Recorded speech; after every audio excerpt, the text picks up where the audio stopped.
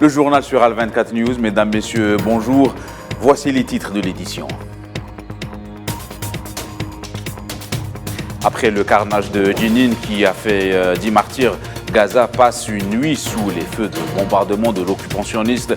Le massacre des forces de la horde sioniste se poursuit sur les Palestiniens. Retour sur les faits avec Dr Kheder Béchara, professeur des universités. L'exportation du gaz au cœur de la coopération énergétique, signature d'un contrat entre l'Algérie et le Forum des pays exportateurs. Conflit en Ukraine, les combats s'intensifient à Bakhmout au moment où l'ONU prévoit une nouvelle vague de déplacés de réfugiés ukrainiens. CHAN 2022, Algérie-Côte d'Ivoire ce soir. Premier gros test pour les poulains de Bouguera.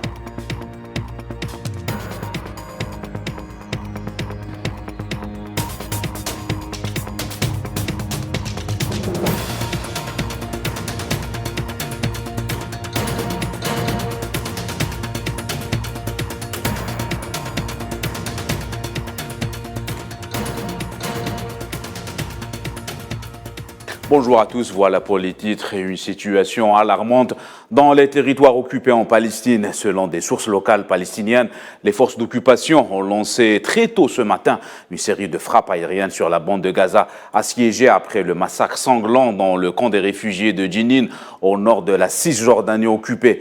La même source a indiqué que des avions de combat israéliens ont tiré une quinzaine de missiles sans interruption sur un site du camp de réfugiés d'Al-Marazi dans l'enclave côtière centrale. Et dans ce contexte d'escalade, l'autorité palestinienne a appelé les Nations Unies et toutes les organisations internationales des droits de l'homme à intervenir en toute urgence pour assurer la protection de la population palestinienne devant cette agression injustifiée. Les détails avec Iman Merad. Et dans un communiqué officiel, le porte-parole de l'autorité palestinienne, Nabil Abourdina, a annoncé l'arrêt de la coopération sécuritaire avec l'État sioniste après que le président Mahmoud Abbas a appelé toutes les factions palestiniennes à une réunion d'urgence pour s'entendre sur une vision globale afin de faire face à l'ennemi.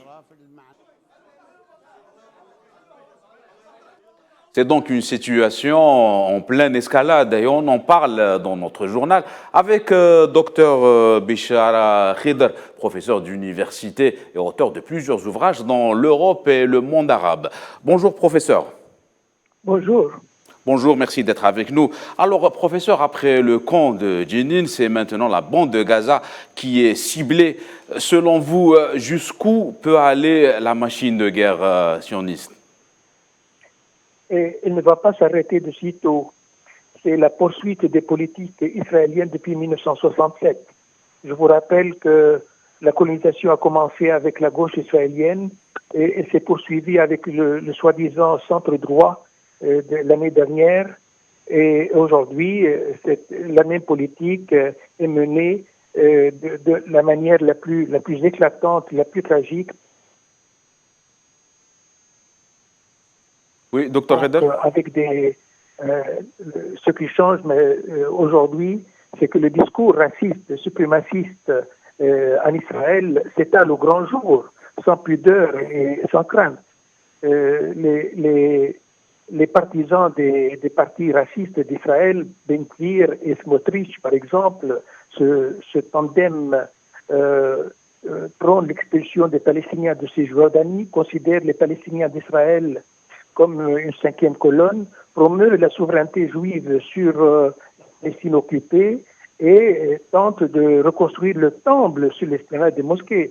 Donc tout cela n'augure rien de bon, ni pour les Palestiniens, ni pour la paix dans la région du Proche-Orient. Et cette situation démasque évidemment l'incurie de beaucoup de pays arabes qui laissent ces événements se dérouler en totale impunité. Docteur Kheder. Ça révèle également l'incohérence, l'inconsistance et le double poids, double mesure pratiqué par l'Occident, qu'il soit américain ou qu'il soit européen. Docteur Kheder, dans ce contexte, comment vous évaluez la réaction de la communauté internationale ? Mais écoutez, la communauté internationale est paralysée par le veto systématique des États-Unis au Conseil de sécurité.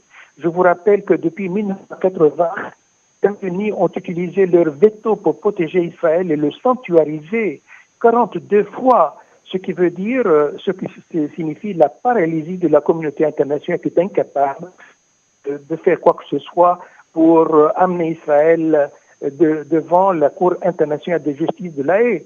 Et la complicité systématique des États-Unis avec Israël est archi connue. Et pendant que les Israéliens sévissaient à Jenin et à Gaza, les Américains et les Israéliens organisaient des manœuvres militaires dans la région. Et la complaisance européenne est aussi lamentable puisque les condamnations rhétoriques de l'Europe, de la colonisation israélienne et des politiques israéliennes sont vides de sens puisque leur diplomatie est tout à fait édentée et l'incohérence et les divisions des États européens sont manifestes et empêchent l'Europe d'agir comme un acteur géopolitique crédible dans la région. Merci beaucoup, Dr. Kheder. Je vous rappelle que lors du dernier vote de l'Assemblée générale demandant un avis consultatif de la Cour internationale de justice de La Haye concernant la colonisation israélienne, les Européens ont voté de manière disparate avec 11 pays européens qui se sont abstenus, avec 9 Européens qui ont voté contre et 7 Européens qui ont voté pour la résolution. C'est dire combien l'Europe Dr. Kheder, je vous remercie pour cet éclairage. Merci beaucoup. Voilà je vous rappelle que vous étiez avec nous en direct de Bruxelles. Merci beaucoup pour cet éclairage. Désolé de vous interrompre. Merci beaucoup. Le gouvernement algérien et le Forum des pays exportateurs de gaz ont signé un accord permettant à l'Algérie d'abriter l'Institut de recherche sur le gaz. L'accord a été signé par le directeur général par intérim du protocole au ministère algérien des Affaires étrangères, Amour Boufdi, le secrétaire général du Forum des pays exportateurs de gaz, Mohamed Hamel. L'Algérie, membre fondateur du Forum des pays exportateurs de gaz, a toujours porté haut et fort le rôle du gaz naturel comme élément vital dans le développement durable. L'Algérie a l'honneur aujourd'hui d'accueillir ce centre qui va trouver des solutions technologiques efficaces et innovantes qui permettront de promouvoir l'importance du gaz naturel dans le processus de transition énergétique. Ceci est un gage de confiance et de reconnaissance envers l'Algérie et de son rôle pivot dans l'instigation du dialogue et de la cohésion entre les pays membres.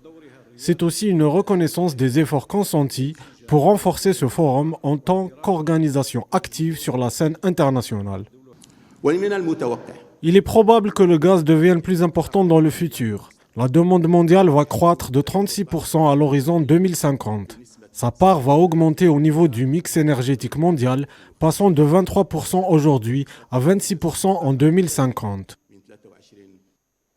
Mohamed Hamel a par ailleurs affirmé que la crise du gaz allait persister jusqu'en 2025, voire en 2026. La crise du gaz existe. Elle est importante. Je pense qu'elle va persister en 2023, voire même jusqu'en 2025-2026.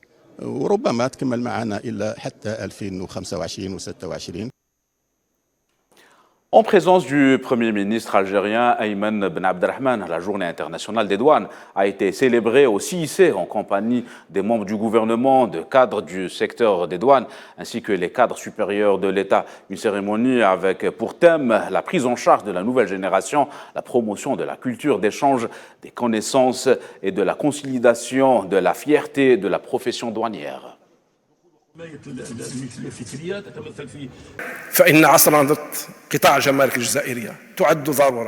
La modernisation du secteur des douanes algériennes est une nécessité, au vu des défis auxquels il fait face et qui imposent de se positionner au niveau des douanes internationales dans un climat économique mondial en perpétuel mouvement.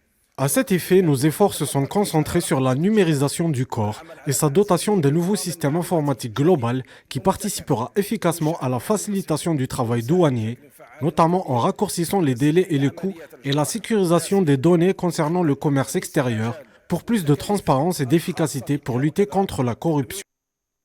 À propos du Bénin, le Conseil des droits de l'homme de l'ONU a examiné à Genève la situation relative aux droits de l'homme dans le pays face aux représentants d'une centaine de pays. La délégation béninoise dirigée par le ministre de la Justice a tenté de donner des garanties sur les avancées depuis la dernière revue il y a 6 ans. De l'aveu même des défenseurs des droits de l'homme, le Bénin a fait un bond en avant depuis le dernier passage en revue officielle à l'ONU, ce qui n'a pas manqué de le rappeler le garde des Sceaux béninois.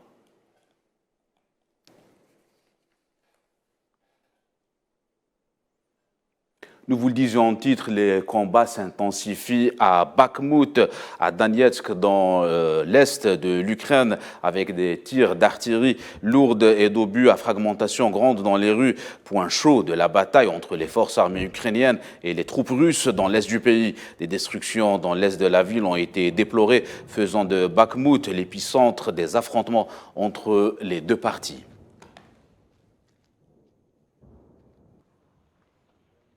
Et avec la poursuite des combats, le haut-commissaire de l'ONU pour les réfugiés, Filippo Grandi, a averti que les Européens doivent se préparer à une probable nouvelle vague de déplacés fuyant les combats si ces derniers se poursuivent avec autant d'intensité. Je ne peux pas faire de prédictions militaires, ce n'est pas mon domaine d'expertise, mais ce que je peux dire, c'est que, bien entendu, toute exacerbation de la guerre risque de provoquer de nouveaux déplacements, d'une manière ou d'une autre, et nous devons nous y préparer. À Haïti, 6 policiers ont été tués dans le nord du pays lors de l'attaque d'un commissariat par des membres de gangs. Un nouvel acte de violence à l'origine de manifestations à Port-au-Prince. Des civils et des policiers excédés ont défilé dans les rues de la capitale, érigeant des barricades en signe de protestation. Parmi les 6 policiers tués, 4 blessés plus tôt ont été sortis par les membres de gangs de la clinique où ils étaient soignés afin de les exécuter selon le responsable de la police. Sport football, c'est aujourd'hui à 17h que les coéquipiers de Mahious vont défier la Côte d'Ivoire au stade Nelson Mandela à l'occasion des quarts de finale du CHAN. Un match à élimination directe après un parcours sans faute de la sélection algérienne lors du premier tour du tournoi.